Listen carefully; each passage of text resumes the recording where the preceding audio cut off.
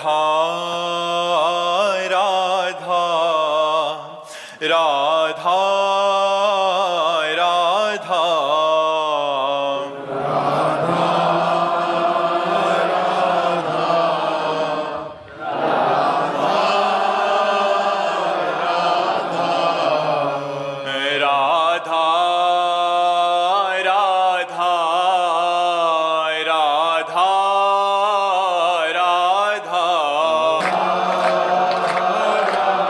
राधा राधा राधा राधा राधा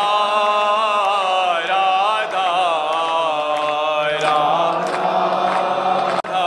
श्री राधा वल्लभ लाल की, समस्त संत हरि भक्तन की, श्री वृंदावन धाम की, श्री सद्गुरुदेव भगवान की। जयवंती छत्तीसगढ़ से। राधे राधे। राधे राधे महाराज जी। महाराज जी, मेरी एक जिज्ञासा है, कृपया समाधान कीजिए। यदि किसी परिवार में किसी युवा बालक बालिका की आकस्मिक मृत्यु हो जाती है तो क्या वो आत्मा पुनः उसी परिवार में जन्म ले सकती है? क्या अब ये तो ऐसा भगवान निर्णय बता सकते हैं कि उसका क्या संयोग बैठेगा। अब इसके हम त्रिकालज्ञ तो है नहीं। अब वो जीव कहाँ जन्मेगा, ये कोई सिद्धांत नहीं है कि उसी घर में जन्मेगा। ऐसा कोई सिद्धांत नहीं है कि दोनों एक साथ मरे तो एक ही साथ जन्मेंगे, ऐसा भी सिद्धांत नहीं है। अब वो क्या उसके कर्म है, कौन सा शुभ कर्म कौन सा अशुभ कर्म उसको कहाँ ले जाता है, ये तो विधान ने जो लिख दिया वही है विधान। अपने समझ में तो नहीं आता ना। सुनो भरत भावी प्रबल बिलख कहो मुनिनाथ, हानि लाभ जीवन मरण जस अपजस विद्या। तो जो विधना के हाथ में, उसको हम कैसे वर्णन कर सकते हैं कि तुम्हारे घर में वो नौजवान बालिका बालिक पुनः आ जाएंगे, इसका तो हमें ज्ञान है नहीं। हमें तो अभी वर्तमान में भगवान जो ज्ञान करवा रहे हैं वही है कि आपकी साधना कहाँ है, आपका साधन क्या है, बस इतनी चर्चा। ये तो ब्रह्मा जी बता सकते हैं कि वो कहाँ जन्मेगा। एक क्वेश्चन मेरे अभी हृदय में आया। मैं जब भी, जैसे मैं तो साधना माई की करता हूँ, जैसे मैं वृंदावन में या राम अयोध्या में जाता हूँ तो मुझे कुछ ऐसी एनर्जी, ऐसा कुछ है ऐसा है। तो वो ऐसा भक्ति साधना का ये क्या? हाँ, हृदय जितना पवित्र होता है ना उतने वो पकड़ता है। तो अभी मेरे को जो है वो जो अनुभूति हो रही। हाँ, जो वातावरण है ना, तो जैसा जैसा हृदय पवित्र होता है वैसा वैसा पकड़ता है, वैसे आनंद की अनुभूति होती है, वैसे दिव्यता की अनुभूति होने लगती है। अब वृंदावन धाम है, जनसाधारण आते हैं तो उनको एक बाजार जैसा, शहर जैसा दिखाई देता है। भक्त आते हैं तो जिस कोटि की भक्ति होती है उस कोटि का हृदय उनका उफान मारता है, आनंद मारता है। आनंद वही आके फिर हमारे को साधना और भक्ति दोनों जो है मैच करती है। फिर वो शरीर को थोड़ा सा कष्ट जी, चलो ये लगता है कि हो क्या रहा है। अभी मैं ये सोच रहा हूँ माई का तो मैं सुबह कर लिया भजन, ये अभी क्या हो रहा है? ये आनंद का। तो मैंने ये कई बार मैंने पूछा तो कहा, कई संतों ने कहा कि भक्ति की जगह आके साधना करना, साधना की जगह भक्ति करना। यहाँ भगवान जो है राधा रानी का स्थान है, कृष्ण जी का स्थान है। अब यहाँ पे आप आके फट सुहा करेंगे तो वो तो नहीं है। अगर यहाँ कुछ ना करेंगे, यहाँ आप कुछ भी ना करेंगे तो भी आपको अनुभव होगा, क्योंकि ये करने की भूमि नहीं है, ये होने की भूमि है। आप यहाँ आनंद में भगवान का भजन करते हैं, चाहे जो देखो, चाहे दुर्गा कहो, चाहे काली कहो, चाहे जो भी नाम लो, वो भगवान तो बने हुए हैं। एक सच्चिदानंद तत्व ही विविध रूपों में है, दो तत्व तो है नहीं, वही एक है, अनेक रूप धारण किए। तो ये धाम है। अगर आप भगवान का धाम के भाव में ना देखें तो आद्या शक्ति कात्यायनी की सिद्ध पीठ है। ये आद्या शक्ति कात्यायनी की सिद्ध पीठ है वृंदावन। यहाँ कात्यायनी की उपासना करके और श्री गोविंद को पति रूप में ब्रजगोपियों ने प्राप्त है। ये सिद्ध पीठ है, कहा हमारे है वृंदावन में कात्यायनी पीठ है। तो यहाँ तो जो परमाणु चाहो वो परमाणु व्याप्त है। शिवो हम के चाहो शिवो, हम के दास हो हम के चाहो दास हो हम के, यहाँ सब परमाणु व्याप्त है। धाम है ना पूरा टोटल, यहाँ पावर ही पावर है। जो पावर वाला आता है उसको अपना पावर, जो जैसा आनंद लेना चाहे वैसे आनंद के लिए। महाराज जी, अयोध्या में जाता हूँ तो अक्सर ये महसूस होता है। अभी मैं उड़ रहा था ये। शशि प्रभा जी छत्तीसगढ़ से। राधे राधे महाराज जी, आपके चरणों में कोटि कोटि प्रणाम। महाराज जी, मेरे मन में एक प्रश्न है कि वो हर पल व्यथित करता रहता है। किसी भी कार्य को आरंभ करने से पूर्व मेरे मन में नकारात्मक विचारों का आगमन हो जाता है। प्रत्येक वस्तु कार्य को लेकर संशय और असफलता का भय मुझे घेर लेता है, जैसे कि ये कार्य मुझसे नहीं होगा अथवा मुझे सफलता नहीं मिलेगी। ये नकारात्मक विचारों का भाव प्रतिपन्न बढ़ता रहता है। ये मुझे तब तक बना रहेगा जब तक भगवान का आश्रय नहीं होगा। किसका प्रश्न है? हाँ, जब तक भगवान का आश्रय नहीं होगा तब तक ये बना रहेगा। अगर वहीं ये बात लगा दो कि मेरे में तो बल नहीं लेकिन मेरे भगवान मुझे बल देंगे, मुझे तो सफलता हो सकता है ना मिलती लेकिन मेरे भगवान मेरे साथ है तो मुझे अवश्य सफलता मिलेगी। जब हम भगवान को बीच में रख लेते हैं, देखो हनुमान जी लंका में प्रवेश कर रहे हैं तो कैसे प्रवेश कर रहे हैं? प्रवेश नगर की जय सबका जा, हृदय राखी कौशलपुर राजा। हृदय में भगवान श्री राम का ध्यान है और काम करने के लिए लंका में प्रवेश कर रहे हैं। तो अगर हम भगवान का स्मरण करते हुए, भगवान का ध्यान करते हुए कोई भी कार्य करेंगे तो निश्चित मुझे सफलता मिलेगी। हमारे नकारात्मक भाव पॉजिटिव भाव में बदलेंगे, सकारात्मक भाव में बदलेंगे यदि हम नाम जप करेंगे और भगवान का आश्रय लेंगे। यदि नाम जप और भगवान का आश्रय नहीं है तो फिर मनुष्य को यही धीरे धीरे इतना निगेटिव हो जाता है कि बिना किसी कारण के वो डिप्रेशन में पहुंच जाता है। ये नकारात्मक सोच ऐसी भयावह पैदा करती चली जाती है कि वो डिप्रेशन में पहुंच जाता है। ये नकारात्मक सोच अच्छी नहीं है, ये भयावह वृत्ति अच्छी नहीं है, संशय वृत्ति अच्छी नहीं है। इसलिए नाम जप करो और भगवान का आश्रय लो। मनीष जी मिर्जापुर से। श्री हरिवंश। श्री हरिवंश महाराज जी। महाराज जी, सेवक वाणी जी में लिखा है कि जो हरिवंश तजो भजो और ही तो मोहि श्री हरिवंश दुहाई। महाराज जी, आपने भी बताया था कि श्री जी की असीम कृपा तब होती है जब कोई भी मतलब धर्म उपासना के बारे में सुन पाता है। तो महाराज जी इसमें ये कह रहे हैं कि इसमें अनन्यता का भाव है, तो क्या अनन्यता का मतलब ये है कि कहीं और सुनने या जानना भी नहीं अपराध लगेगा? नहीं, अपराध तो नहीं लगेगा। स्वप्न में भी किसी और की सूरत नहीं। रसना कटो जो अन रटो, निरखी अन फुटो नैन, श्रवण फुटो जो अन सुनो श्री राधा जसबैन। मेरी आंखें फूट जाए जो अपने इष्ट के सिवा किसी और को देखूं, मेरे कान फूट जाए जो इष्ट के सिवा किसी और को सुनूं, मेरी जबान कट जाए जो इष्ट के सिवा किसी और को बोलूं। रसना कटो जो अन रटो, निरखी अन फुटो नैन, श्रवण फुटो जो अन सुनो श्री राधा जसबैन। तो यहाँ अनन्यता का तात्पर्य कहीं जाने आने लेने देने से मतलब नहीं। अपने प्यारे के सिवा कोई है ही नहीं, अपने प्यारे के सिवा कोई है ही नहीं। हमारे नेत्रों में हमारे प्रीतम बस गए तो जित देखूं तित श्याममयी। गोपीजन जिधर दृष्टि डालती है श्याम ही श्याम नजर आते, श्याम ही श्याम नजर आते। दूसरा कोई है ही नहीं बच्चा, दूसरा कोई हो तब ना देखें। अपना प्रीतम ही है, प्रीतम के सिवा सो अनन्य गति जाके असमति न टरे हनुमंत। मैं सेवक सचराचर रूप स्वामी भगवंत। मेरे इष्ट देव ही सब रूपों में विराजमान है, कोई दूसरा नहीं विराजमान है। दूसरा हो तब ना देखे ना। आज अनन्यता कैसे आई? नाम जप करो, भगवान का चरित्र सुनो और भगवान के अनन्य भक्तों का संग करो। प्रेम, अनन्यता, भक्ति ये तभी आती है जब भगवान के भक्तों का संग हो। भक्त संग के बिना ये रंग नहीं चढ़ता है। मति कीरति गति भूति भलाई, जब जेहि जतन जहां जेहि पाई, सो जानो सत्संग प्रभाऊ, लोकों वेद न आनो पाओ। कोई और उपाय है ही नहीं। बिना भगवत प्रेमी महात्माओं के संग के भगवान में अनन्य प्रेम होता ही नहीं है। भजन न होई संग बिनु और भजन बिना नहीं प्रेम, छिन्हू भजन न छाड़िए धरिए या ध्रुव नेम। बिना भजन भजनानंदी संतों के नहीं हो सकता और बिना भजन के प्रेम नहीं हो सकता और बिना प्रेम के भगवत साक्षात्कार नहीं हो सकता। मूल है भक्तों का संग। अगर हम भक्तों का संग करते रहें, सत्संग सुनते रहें, भगवान के पावन चरित्र सुनते रहें, भगवान का नाम जप करते रहें तो भगवान में अनन्यता आ जाएगी। और अनन्यता आ गई तो जन्म जन्म के मल का नाश होकर भगवत प्राप्ति निश्चित हो जाएगी। भगवान अनन्यता देखते हैं। अनन्यश्चिन्तयन्तो माम अनन्य चेता सततम। अनन्यता की भगवान ने मांग की है। हम पे तो कृपा हो गई है वृंदावन। बिल्कुल, हाँ बिल्कुल कृपा है, ऐसा ही स्वीकार करना चाहिए। अब खूब नाम जप करना चाहिए। भगवान के चरित्र सुनो। जितना चरित्र सुनोगे, भगवान की कथा जितना सुनोगे, उतनी जल्दी हृदय पावन होगा। ये हम तुम्हें अनुभव की बात बताते हैं। सब साधनों में श्रेष्ठ भगवान का पावन चरित्र है, भक्तों के पावन चरित्र है, उनसे एकदम हृदय में भगवत प्रेम प्रकट होता है। मथुरा की ब्राह्मण पत्नियों ने कोई साधन नहीं किया था, उनके पतियों ने हर शास्त्रीय साधन किए थे, लेकिन उनके हृदय में भगवान के प्रति भगवत भाव भी नहीं था, पतियों के प्रति।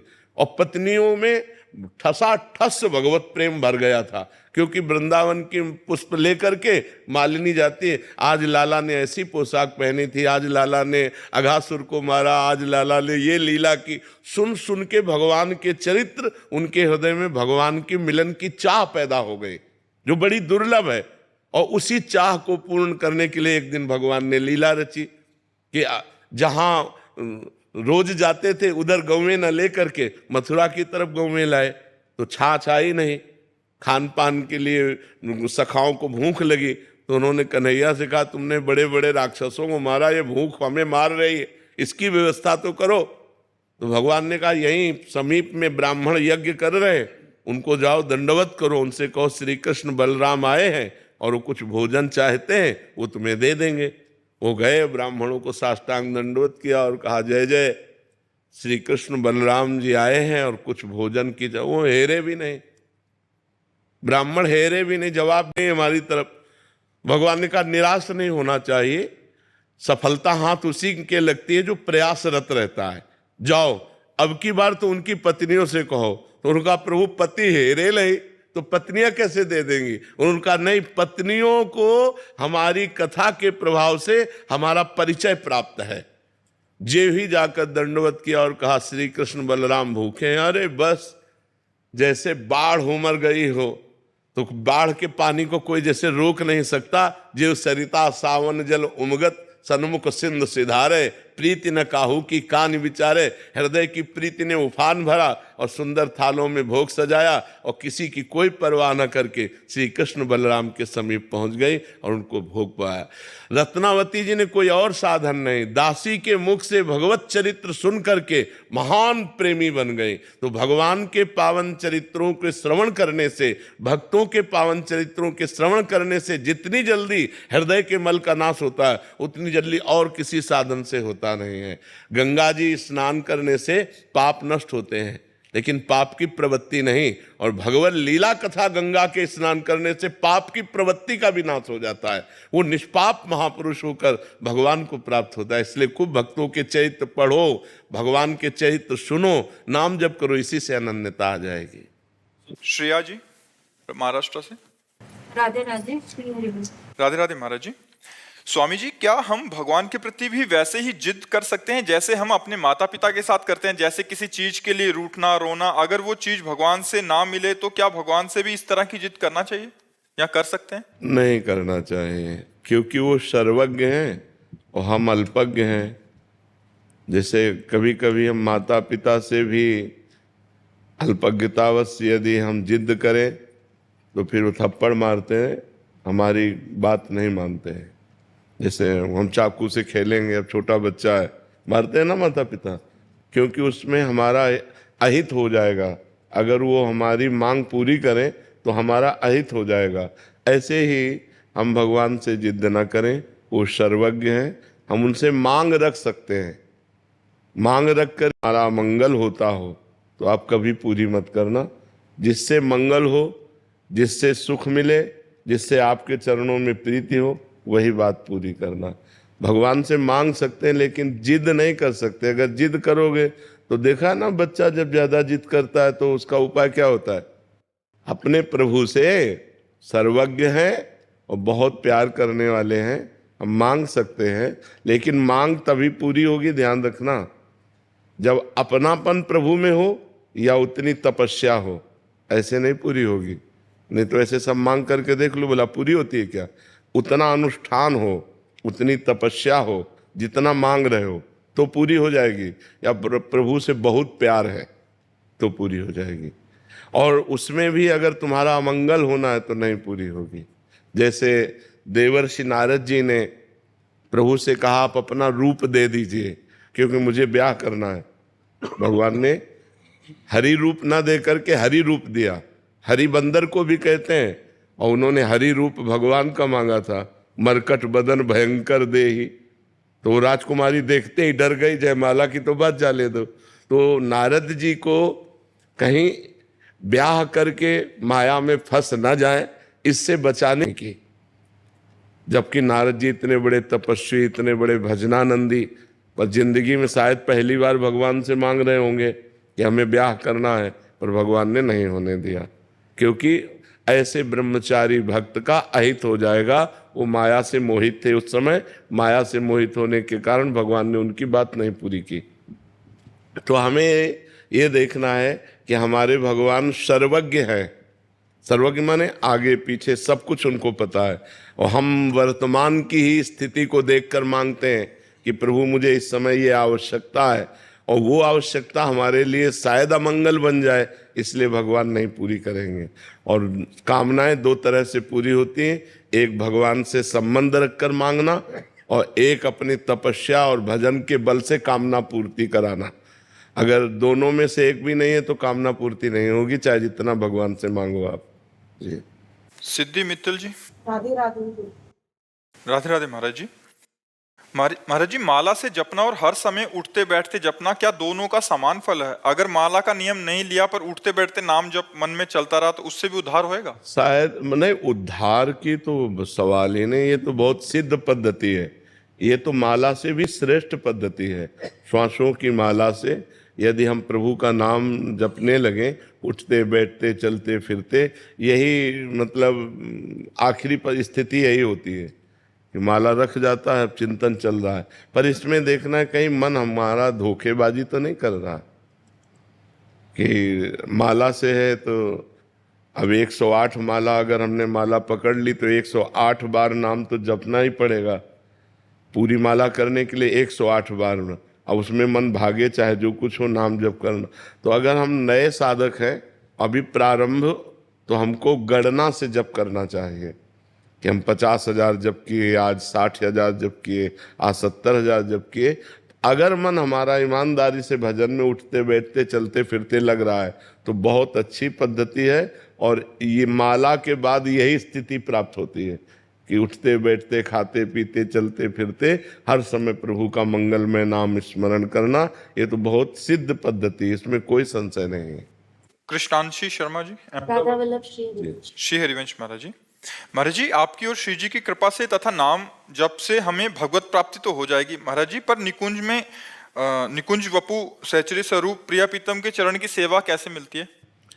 लाडली जी की कृपा से हो, तो लाडली जी कृपा करें, उन्हीं से रो, लाडली जी से रो। तो वैसे कैसे पापी क्यों न हो, हरिवंश नाम जो ले, अलक लड़ैती रीझ के महल खवासी दे। यदि हम राधा वल्लभ श्री हरिवंश, राधा वल्लभ श्री हरिवंश हर समय जपते रहेंगे तो राधा वल्लभ लाल जी कृपा करेंगे, लाडली जी कृपा करेंगे, हमें दासी पद मिल जाएगा, हमें श्री जी की सहचरी पद मिल जाएगा। तो हमको ज़्यादा चिंता नहीं करनी, चिंतन करना है, हर समय नाम जप करना। देखो पहले तो ये सब छोड़ो कि हमें वैकुंठ जाना है कि निकुंज जाना है कि हमें, ये सब छोड़ो। पहले हमको वर्तमान में देखना कि हम प्रभु को भूलें ना, बस। खास बात जो पकड़नी अपनी, वो तो प्रभु की तरफ की बात है कि मुझे कहाँ भेजते हैं, नरक भेजते हैं कि परम पद भेजते हैं कि निकुंज भेजते हैं, ये उनका विषय है। हमारा विषय है कि हम वर्तमान के इस मिनट को प्रभु के सुमिरन से खाली न जाने दें। राधा वल्लभ, राधा वल्लभ, राधा वल्लभ श्री हरिवंश, राधा राधा राधा राधा। तो निश्चित जहाँ प्रभु तुम्हारी भावना देखेंगे वहीं पहुँचा देंगे। तुम्हारी भावना में निकुंज में जाओ, निकुंज में पहुंचा दें। तुम्हारी भावना गोलोक धाम जाओ, गोलोक में, वैकुंठ धाम जाओ, वैकुंठ। वो अंदर जानने वाले हैं ना, जो इच्छा करी हो मन माही, हरि प्रसाद कछु दुर्लभ नाही। बस जरूरत है हमें भजन की। वर्तमान का समय हमारा भूत भविष्य के चिंतन में ना जाए, वर्तमान का समय हमारा भगवत चिंतन में जाए, यही हमारी सबसे बड़ी बात रहेगी। हमको आगे की कुछ नहीं सोचना, पीछे जो हो गया कुछ नहीं सोचना, वर्तमान को संभालना है। वर्तमान में राधा राधा बोला तो पीछे जो भूत है वो पवित्र हो गया, जिसमें हमारे पाप हुए, और भविष्य है वो मंगलमय हो जाएगा। वर्तमान को हमें संभालना है, हमें भूत भविष्य की चिंता नहीं करनी कि हमें निकुंज जाना है कि नहीं जाना है, वो श्री जी जाने। हमारा कर्तव्य है श्री जी को भूले ना, हर समय उनका नाम सुमिरन करते रहे। प्रभा गगर जी। राधे राधे। राधे राधे महाराज जी, आपके चरणों में कोटि कोटि प्रणाम। महाराज जी, जब हम जनहित में निस्वार्थ भाव से समाज के लिए कुछ करना चाहते हैं, उसमें भी बहुत अड़चने आती हैं महाराज जी, ऐसी परिस्थिति में क्या करना चाहिए? अड़चने नहीं आती हैं, हमारी चाहत को विक्षेप पहुंचता है। अगर हम निष्काम भाव से किसी की सेवा करें तो अड़चन नाम की चीज नहीं। हमें बताओ, अड़चन तब आती है जब अंदर से हमारे कामना होती है, हम आपको पानी पिलावें और आप हमको थैंक यू बोलें। अगर इतनी चाहत है तो आपका परोपकार नहीं हुआ और आपको परोपकार करने में विक्षेप लगेगा। अगर आपकी ये बात है कि नेकी कर दरिया में डाल, मुझे आपसे कोई मतलब नहीं है, मैं केवल भगवान की आज्ञा से आपका परोपकार करता हूँ, बस कोई मतलब नहीं, हमें कोई विक्षेप ही नहीं पड़ेगा, कोई विक्षेप नहीं पड़ेगा। आप हमें बताओ इसमें क्या विक्षेप पड़ेगा? विक्षेप तब पड़ता है जब परोपकार करने के बाद हम उसका चेहरा देखते हैं और ये चाहते हैं कि थोड़ा तो कृतज्ञता प्रकट करें, और जब वो नहीं करता और ऊपर से बुराई कर देता है तब हमको बुरा लगता है कि हम तो इसके साथ भलाई किया और ये हमारी बुराई कर रहा है। नहीं, ये सही परोपकार नहीं हुआ।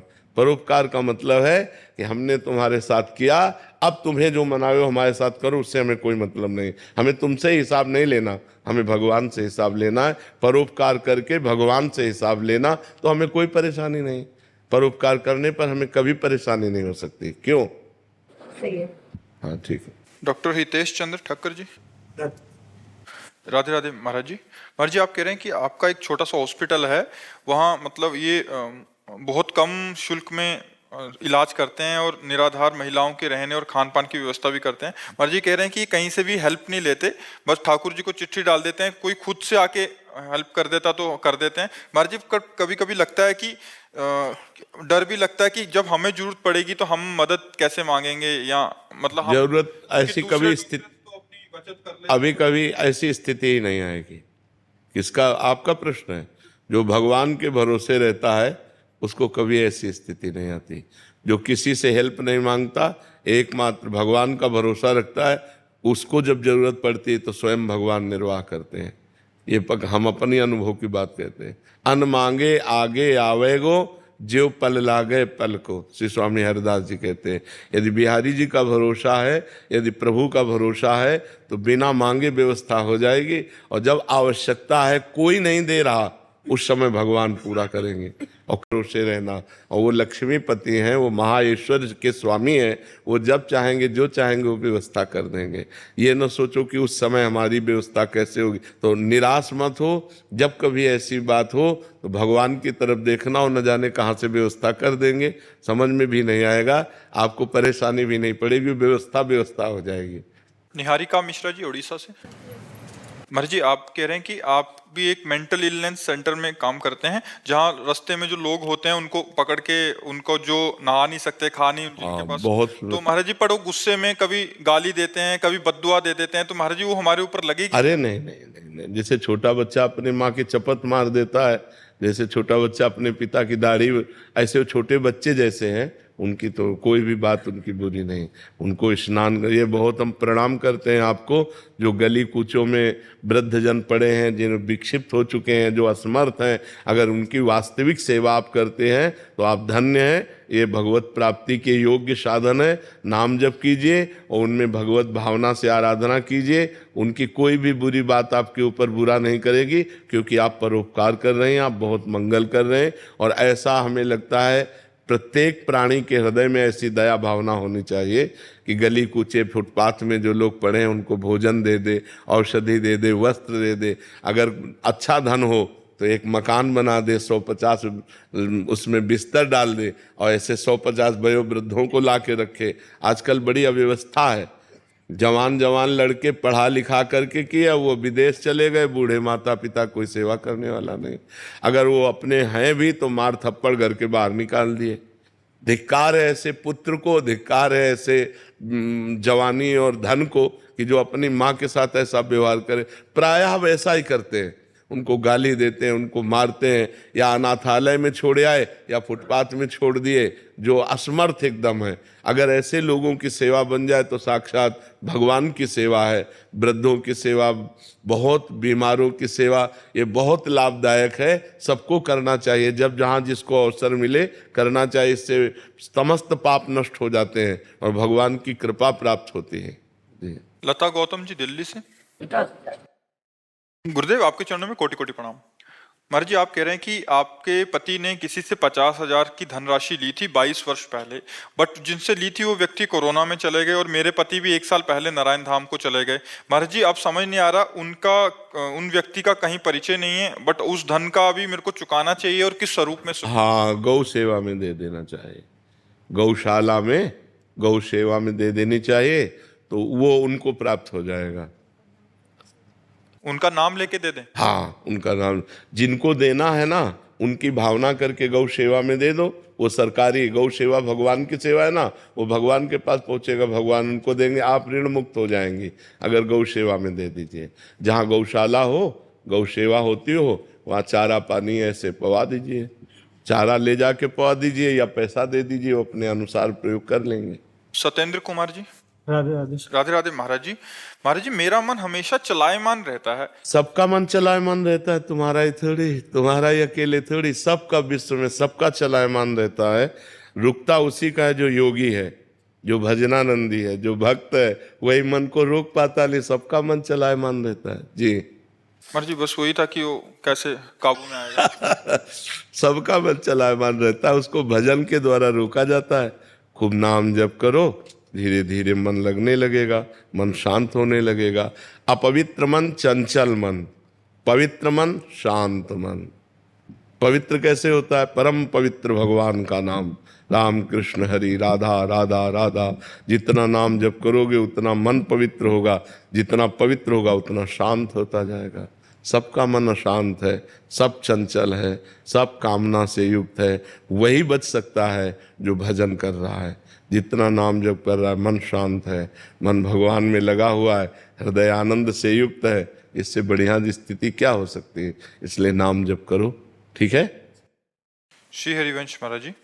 महाराज जी, मेरा सवाल यह है कि जब उपासक गलत संगति या व्यभिचार में फंसकर भटक जाता है, तब उसे अपनी गलतियों का एहसास होने के बाद श्री जी की कृपा से भजन तो बनता है, पर वैसा भजन, वैसा प्रेम, वैसा और बढ़ाते चले जाओ, और बढ़ाते चले जाओ भजन, तो तुम्हारे पाप का नाश करता चला जाएगा। जैसा पहले होता था उससे भी अच्छा होने लगेगा। लगे रहो।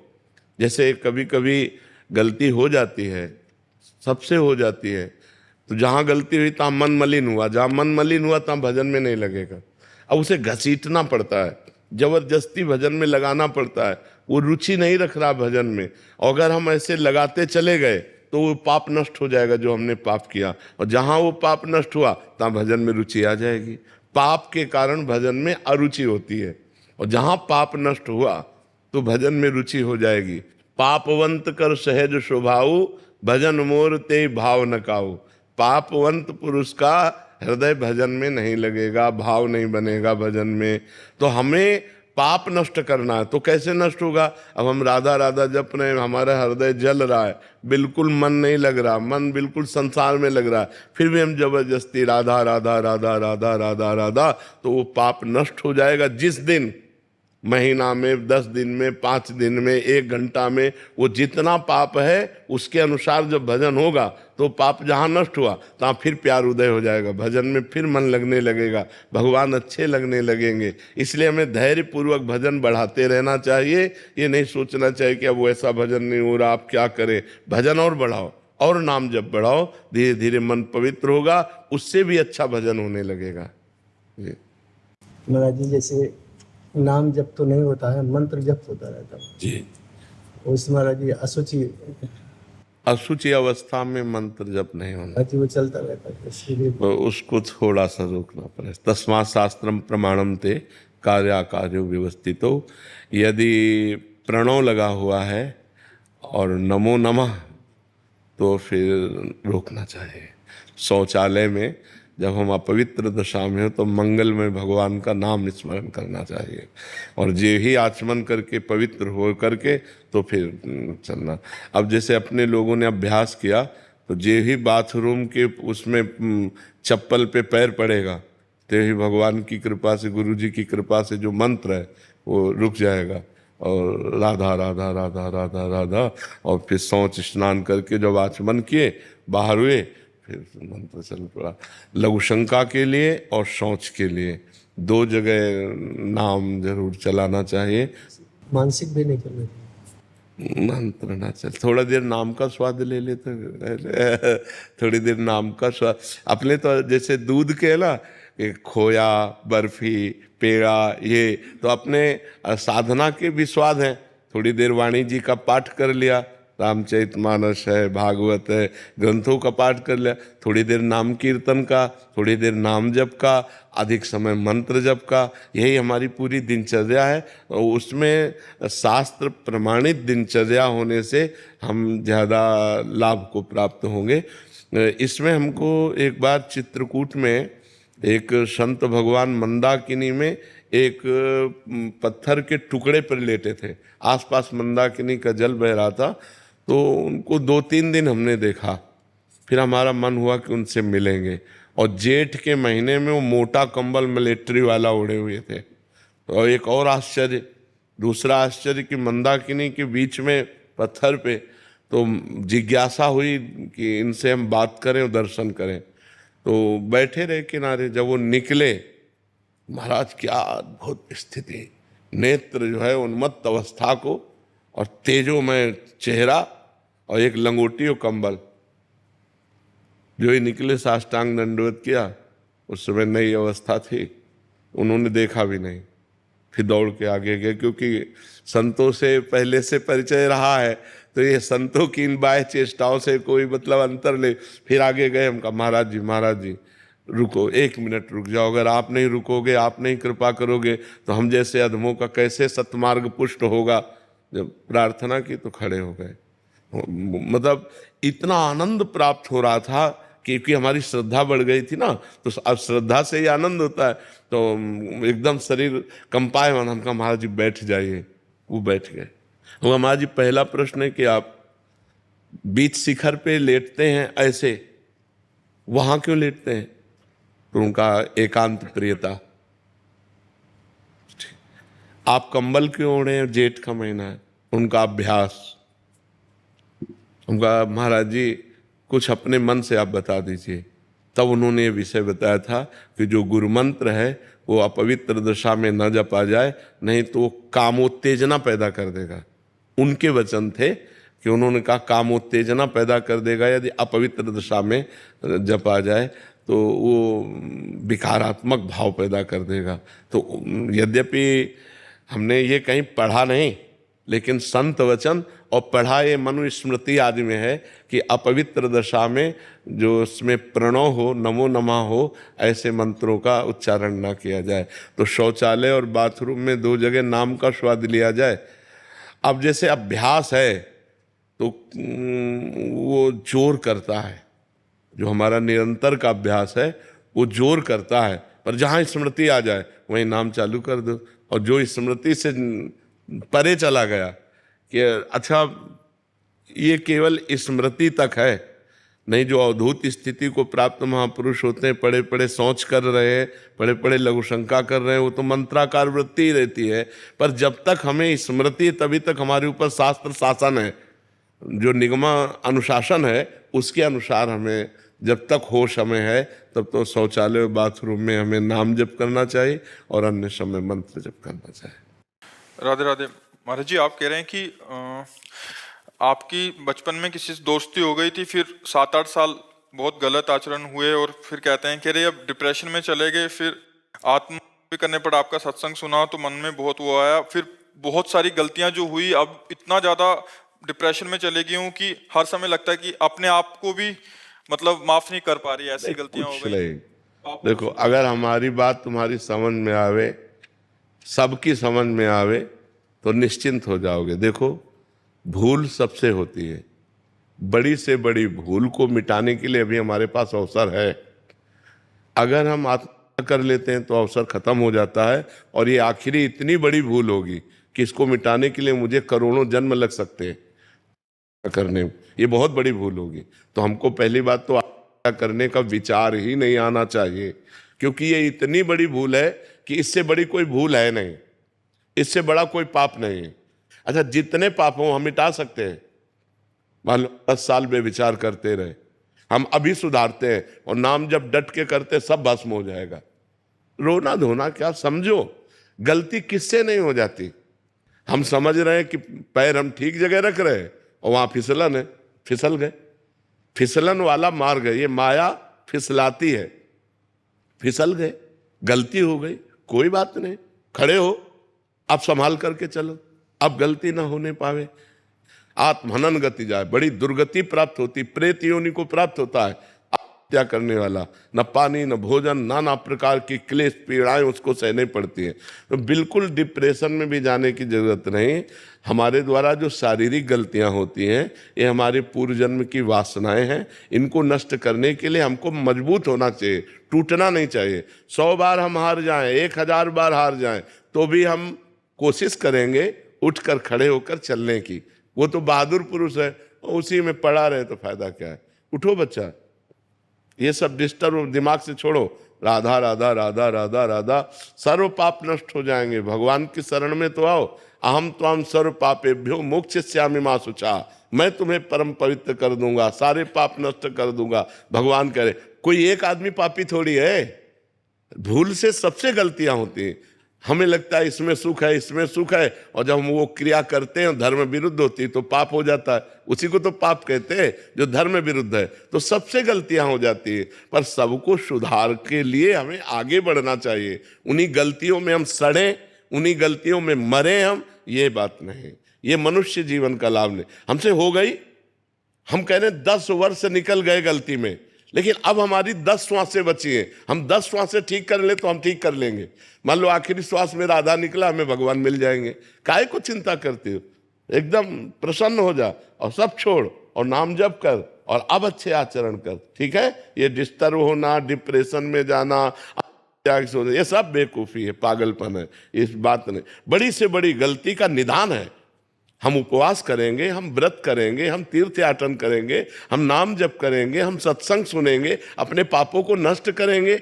अगर हम शरीर छोड़ दिया तब तो दुर्गति प्राप्त हो जाएगी। अभी हमारे पास चांस है अपनी गलती को सुधारने का। हम गलती सुधारने के लिए प्रयास करें, ना कि और बड़ी भारी गलती कर दें करके। ये तो बहुत बड़ी भारी गलती हो जाएगी। करने में कोई 5 स्टार होटल रखा है क्या?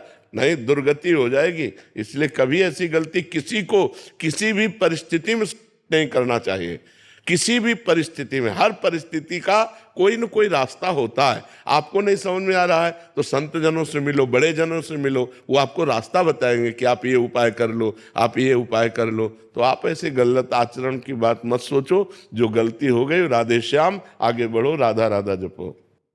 महाराज जी, श्री जी की कृपा से महाराज जी फौज में हूँ। जैसे फौज में आतंकी मुठभेड़ में हमारे भाइयों को गोली लग जाती है, जैसे मुझे भी लगी है, तो हमारे प्रारब्ध के कारण होता है या कि प्रारब्ध नहीं, तुम्हारी वीरता है ये। हाँ, ये तुम्हारा बहुत बड़ा महाराज जी, पर ये प्रसन्न मुझे बहुत। हाँ, नहीं, तुम वीर पुरुष, ये हाथ पैर चले जाते आतंकी मुठभेड़ में गोलियां। ये उनका बलिदान है, ये प्रारब्ध नहीं है। यही सोचता था कि मैं उन बुरे कर्मों की सजा। नहीं नहीं नहीं, बुरे, ये तुम्हारा बलिदान है। कई भाई हमारे जिनके हाथ पैर चले जाते बम ब्लास्ट में। बिल्कुल, ये बलिदान है और वो पूज्य है। वो हमारे भारत के पूज्य है और उनका ये पुण्य बनेगा, तपस्या बनेगी, उनको इसका लाभ मिलेगा। डरता था महाराज जी बहुत सोच के, क्योंकि कर्म ऐसे बने हैं महाराज जी मुझसे। हाँ, नहीं नहीं, ये बहुत बड़ा लाभ का कर्म है, ये हानि का नहीं। बाबा, एक भाव होना है मन में कि थोड़ा मन भागे, थोड़ा घबराव है, कहाँ करूँ समझ ना आ रही। नहीं, राधा नाम का बात ऐसी है कि जंजाल बाहर ज्यादा बिछा लियो, मन बाहर लगे नहीं, वो भगाई हुई है मन। करूँ तो करूँ का, जिम्मेदारी में फंसी। नाम जब करते हर जिम्मेदारी निभाई जा सकती। नाम जब नहीं चल रहा, तो नाम अगर चलता रहेगा तो आनंद बना रहेगा, और नाम नहीं रहेगा तो लाडली के पास भी रह करके मन भागेगा। नाम चलाओ, नाम जितना नाम जप करोगे उतने आनंद में रहोगे। स्वयं लाडली जो नाम जप करते हैं, स्वयं लालजू नाम जप करते हैं। लालजू महाराज ना, तो श्यामे नित्य प्रणेन विदग्धे रस निधो प्रिय भूयो भूया, बार बार हा प्रिया हा लाडली हा राधा। और लाडली जो श्यामेति सुंदर वरेति मनोहरेति कंदर्प कोटि ललितेति सुनागरेति, हा श्याम सुंदर हा नौ नागर हा कोटि कंदर्प दमनीय स्वरूप वाले, बार बार लालजू का और वो लाडली जू को। जब हमारे इष्ट ऐसा करते हैं तो हमें राधे श्याम राधे श्याम राधे श्याम, राधा वल्लभ राधा वल्लभ। श्री राधा श्री राधा श्री। मैं गोकुल गया हूँ, कृष्ण आए वासुदेव हरे परमात्मा, गुरु मैं तो अनपढ़ आदमी हूँ, मैं तो पहली बार आया हूँ वृंदावन। कहूँ रेल में ना बैठो ना कहूँ बैठो। अच्छा मेरा नाम गोविंद है। गोविंद गोविंद। कल्याण कैसे? अरे आप कल्याण स्वरूप हो, पढ़े लिखे से कल्याण नहीं होता, प्रभु के अपनापन से कल्याण होता है। आपको जो गोकुलेश ठाकुर के प्रति अपनापन है ना कि मेरे लाला मेरे प्रभु, इसी से कल्याण हो जाएगा। हाँ बाबा तुम कौन सी क्रीम लगा? चेहरा पे अलग ही चमक मारे, हमें तो बताओ। लाला कोई क्रीम ना लगाओ, ब्रज की रज लगाओ। अरे नहीं बाबा, हमारे पे अलग क्रीम मारे। ब्रज की रज जो है ना वही चमके, और क्या चमके। श्याम जी बाबा का एक भजन बना है। अरे थारी जिंदगी कटे बोझ में, हमारी मौज में कटरी से, खाटू वाले की कृपा ते मौज न हमारी डटरी से।